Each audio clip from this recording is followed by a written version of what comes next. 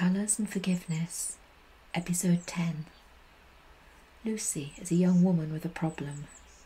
She wakes one morning to discover she's surrounded by a mist of colour and it won't go away.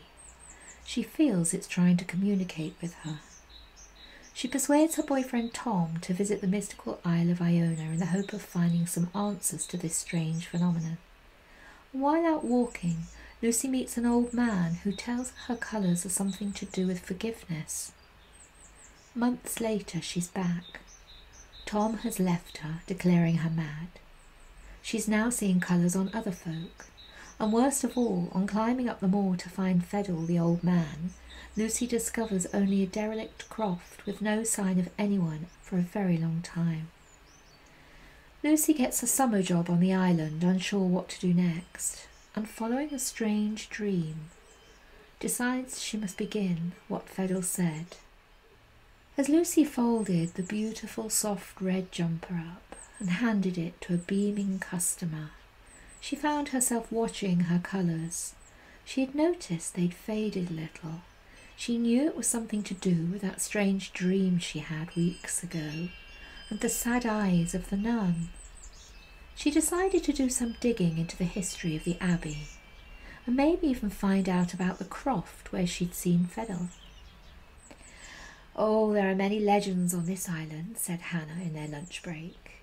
Her eyes were twinkling and Lucy knew she believed in keeping things where they belonged, right where you could see them. In spite of having grown up here, she seemed the least mystical person Lucy had ever met. Except something in those green eyes looked right through you on occasion. "So you say the croft is in the last field before the coast path stile, the one with the thunderstruck tree," Hannah continued. "Yes," said Lucy, "that's the one." "Oh, I know the building you mean, a tiny hut really." "Yes." "Well, you're going to love the legend of the Moorcroft, Lucy," she said, laughing. "Why?" "It's one of the best. A prince, a tragedy, a hermit with special powers. Shall I go on?" Lucy was stunned. Oh my God, Fedel said he helped folk. He looked like he lived a hermit life. And most exciting of all, he'd spoken of the tragic prince. But that had been a legend even in his own time, hadn't it? "Lucy, are you okay? You look like you've seen a ghost," said Hannah, looking worried. "I think I have, Hannah. I think I met the hermit."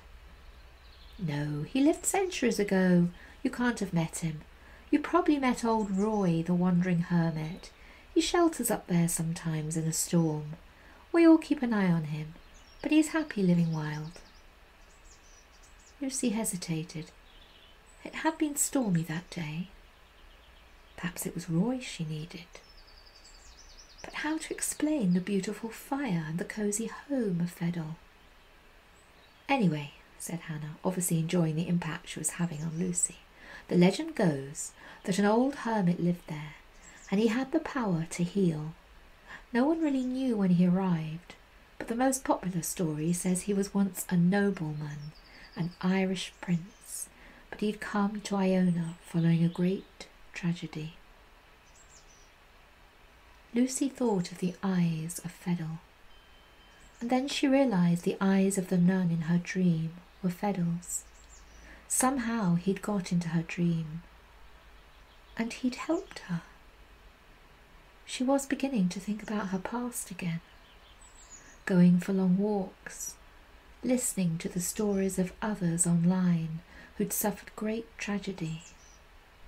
Bit by bit, she was allowing herself to think of the pain, of the horror, of the betrayal,